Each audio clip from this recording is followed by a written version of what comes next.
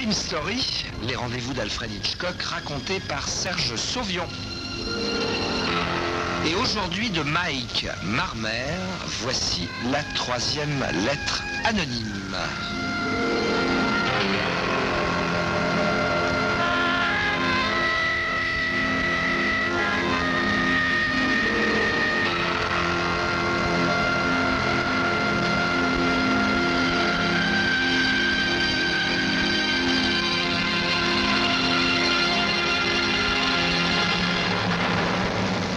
Décidée, Emily Morgan s'avance dans le couloir du commissariat de police de Springdale, bien résolue cette fois à se faire prendre au sérieux.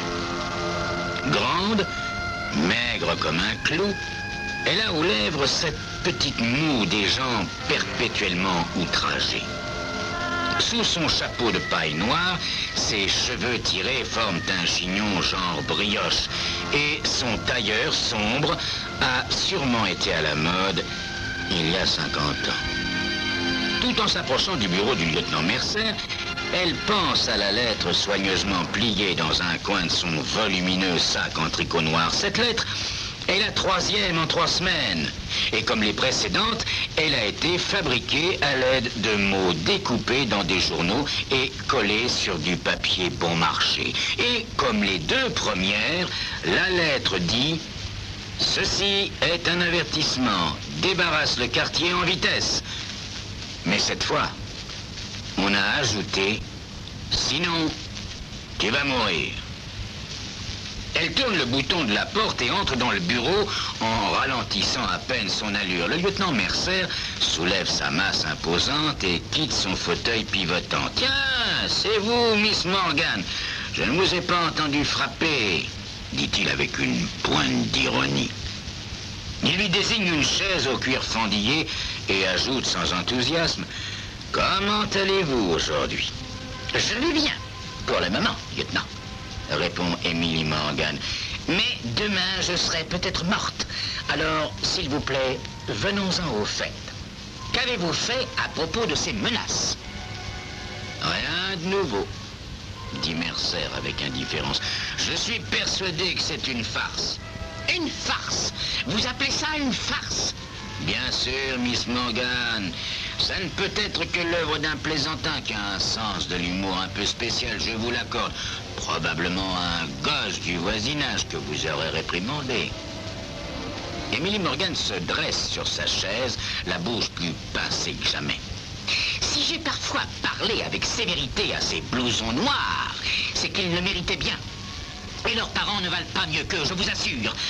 Abominables, ces gens abominables. Elle s'arrête un instant, comme si elle guettait les réactions de son interlocuteur.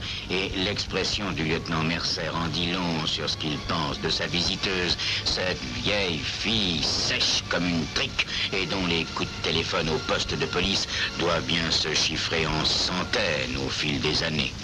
La dernière fois qu'elle est venue le voir, Mercer, qui souffrait fort de son ulcère à l'estomac, ce jour-là ne s'était pas gêné pour lui dire qu'il avait d'autres chats à fouetter. Aujourd'hui, il se sent plus enclin à la patience, mais pas tellement plus, hein? Miss Morgan, dit-il avec son bon sourire, ce sont de braves gens, des familles normales. Vous devez simplement tenir compte du fait que le quartier a changé depuis que s'est construit ce nouveau lotissement et depuis que ces espèces d'aventuriers se sont installés dans leurs affreuses maisons avec leurs mauvaises manières. Coupe sèchement Miss Morgan. Et vous avez imaginé qu'il y avait une espèce de complot pour se débarrasser de vous? Poursuit Mercer en hochant la tête. Parfaitement. Tenez, lieutenant, les Rector, par exemple. Mademoiselle, nous avons vérifié cela aussi. Rector désirait simplement acheter votre terrain pour bâtir une maison à l'intention de sa fille et de son gendre. Peut-être. Mais ce Rector n'aura jamais ma maison. Et personne, vous m'entendez bien, personne ne me fera quitter ce quartier où je suis né. Voyons, Miss Morgan, personne ne songe à vous faire partir de force. Voilà encore que vous exagérez. Ah oui? Et ces lettres, ce sont aussi des exagérations. Bon, écoutez, Miss Morgan, bien sûr, on veut vous faire peur, mais il n'y a pas de vraie menace dans tout cela. Vous croyez? Eh bien, jetez donc un coup d'œil là-dessus. D'un geste triomphant, elle sort de son sac la dernière des 3 lettres. Tandis qu'il lit, Mercer passe et repasse ses doigts dans son épaisse toison blanche et son visage rond semble s'allonger. Alors, Jubile presque Emily Morgan. cela a-t-il l'air d'une exagération ou êtes-vous enfin convaincu qu'un de mes charmants voisins cherche à me supprimer? Mercer fronce les sourcils.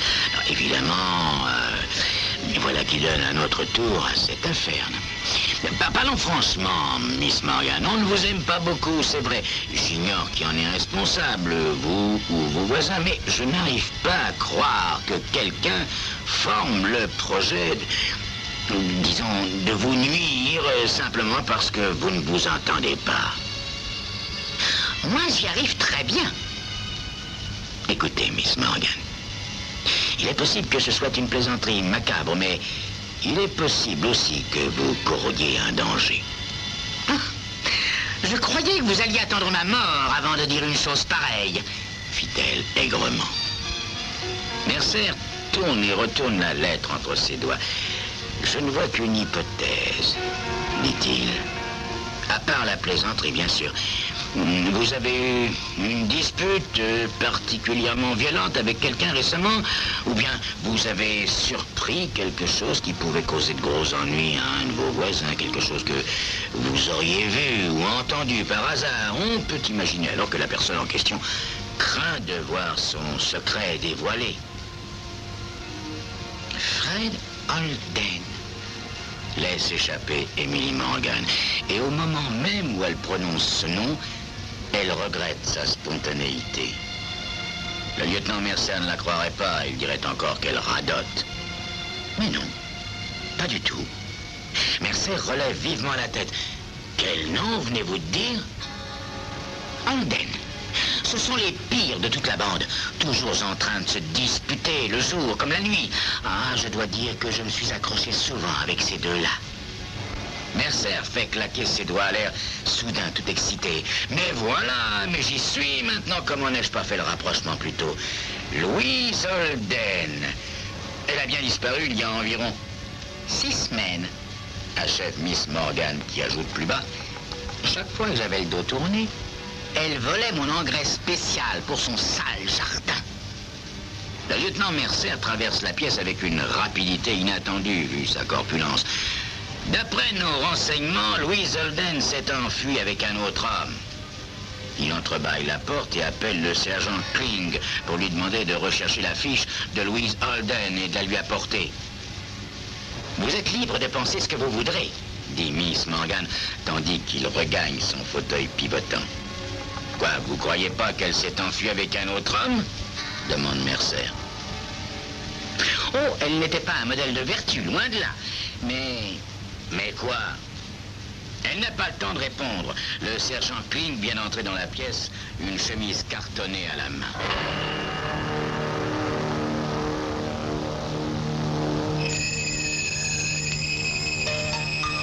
Oui, évidemment. Emily Morgan est une enquiquineuse, comme on dit, mais qui peut bien lui en vouloir au point de menacer de la tuer? C'est ce que vous saurez dans quelques instants. Le lieutenant Mercer feuillette une demi-douzaine de formulaires administratifs et finit par en sortir un. Tout en le parcourant, il dit à Miss Emily: « Que savez-vous de ce Fred Holden, le mari, là? Quel genre d'homme est-ce? » Bruyant, lieutenant, surtout bruyant. Et sa femme aussi. Ah, on peut dire qu'il a une sale nature, celui-là, quand il a bu. Ce qui lui arrive plus souvent qu'à son tour. Nous nous parlions rarement, sauf pour nous disputer à propos de l'emplacement des poubelles. D'ailleurs, la dernière fois que j'ai voulu lui parler de ça, c'était le soir, précisément, de la disparition de sa femme. Comme d'habitude, il était ivre. Je lui ai dit que ces poubelles encombraient ma pelouse, mais il ne m'a même pas répondu. Abominable bonhomme. Alors comme ça, Miss Morgan, vous l'avez vu le soir de la disparition de sa femme. Emily Morgan hoche la tête sous son chapeau de paille. À quelle heure, Miss Morgan? Vous vous en souvenez? Oui, parfaitement. Vers 10 10h05. J'en suis sûr parce que je regarde toujours les informations de 10h à la télévision. Après, je vais faire un petit tour, si le temps le permet. Mercer se tourne vers le sergent Klink. Comment se fait-il que nous n'ayons pas de déposition de Miss Morgan? Klink a l'air mal à l'aise. Et c'est Emily Morgan qui répond, l'air triomphant. Tout simplement parce que votre adjoint ne m'a jamais demandé si j'avais vu quelque chose. Il a interrogé tous les habitants de la rue, sauf moi.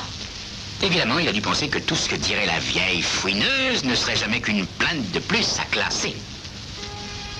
Mercer toise sévèrement le sergent, puis se plonge dans la lecture de la déposition de Fred Holden. Le soir de la disparition de Louise Holden, les deux époux se sont violemment disputés.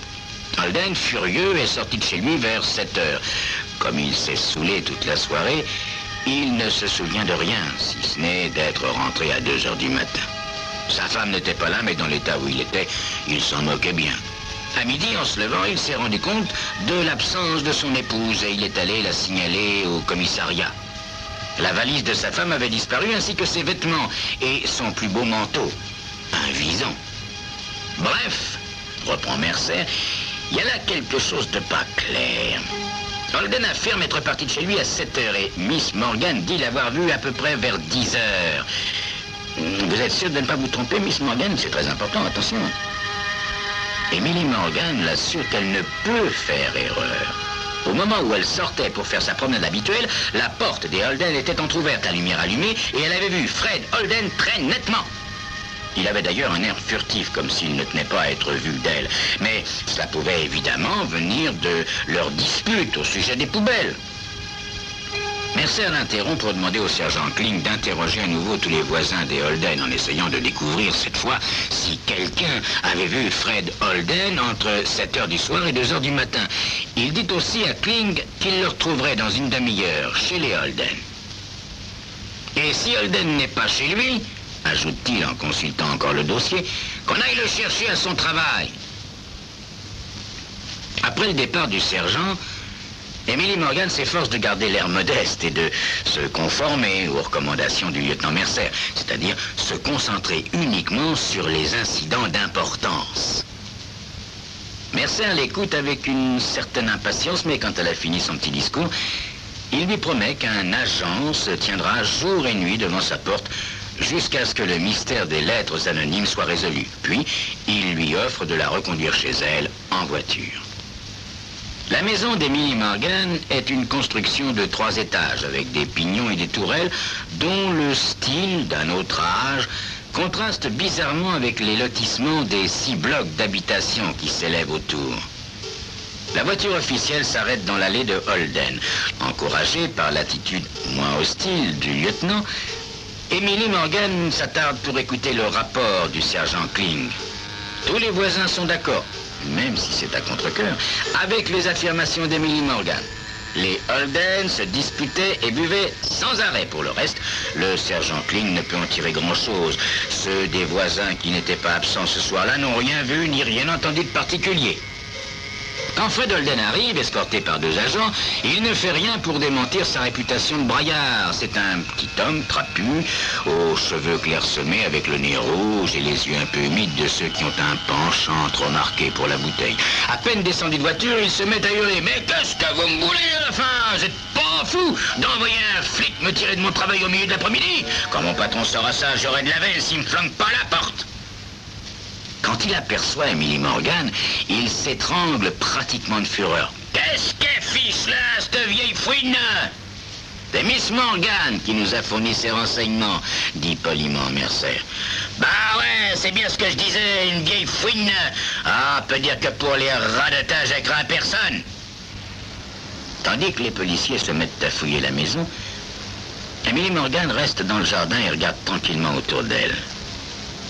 À un moment donné, le lieutenant sort de la maison et s'arrête près d'elle, le front soucieux. « Vous savez, Miss Morgan, Holden dit qu'il ne se rappelle pas être venu chez lui à 10 heures ce soir-là. Il ne se souvient pas non plus vous avoir vu. » Emily Morgan ne répond pas.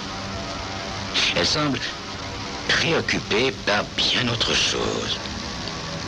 Vous ne trouvez pas ces jacinthes bizarres? Demande-t-elle soudain. Hein? Bizarre? Ouais, pourquoi donc? On les a déracinés puis replantés, dit Emily Morgan avec un petit air supérieur. Fred Holden est beaucoup moins remuant et beaucoup moins bruyant quand une demi-heure plus tard apparaissent sous les pelles des policiers d'abord une valise, puis un manteau de vison et enfin un bras de femme. En fait, Frank Holden a l'air transformé en statue de sel.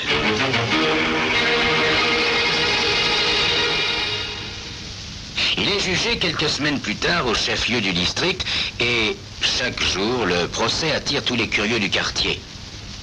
Emily Morgan tient le rôle du principal témoin à charge et, malgré les questions pièges de l'avocat de la défense, elle ne perd pas son sang-froid une seconde. Frank Holden nie tout de la façon la plus catégorique, mais vu son état d'ébriété au moment des faits, il n'a aucun alibi. Car s'il ne se souvient ni de son retour à la maison, ni des coups donnés à sa femme, il ne se rappelle pas non plus où il était et ce qu'il avait fait à l'heure du crime. La défense insiste sur le fait que les preuves sont toutes indirectes et prie les jurés d'en tenir compte, mais 3 quarts d'heure plus tard, Frank Holden est déclaré coupable de meurtre au second degré. Ce soir-là, c'est le lieutenant Mercer en personne qui reconduit Miss Morgan chez elle. Elle l'écoute avec indulgence lui présenter ses excuses, puis soudain son visage se fige. Elle se redresse, prête l'oreille. Mercer, lui aussi, écoute. « Oh ben ça, par exemple, dit-il à mi-voix, donner une réception un soir pareil, ce sont les Blaisdell, n'est-ce pas? Oui, confirme d'un air pincé Miss Morgan, ce sont les Blaisdell. Puis, Mercer hausse les épaules avec philosophie. Évidemment, ça n'est pas de très bon goût, mais j'imagine que la vie continue. Au moment de prendre congé du lieutenant, Emily Morgan dit d'une voix contenue, « Je pense au jugement, lieutenant. Holden a nié avoir envoyé ces lettres. » Bah évidemment, puisqu'il a tout nié. Mais ne vous inquiétez pas, Miss Morgan. Je suis sûr que vous ne recevrez plus de menaces. Ça, je n'en sais rien, dit-elle. Eh bien, dit le lieutenant, si vous en recevez, nous fouillerons tous les jardins du quartier, c'est promis.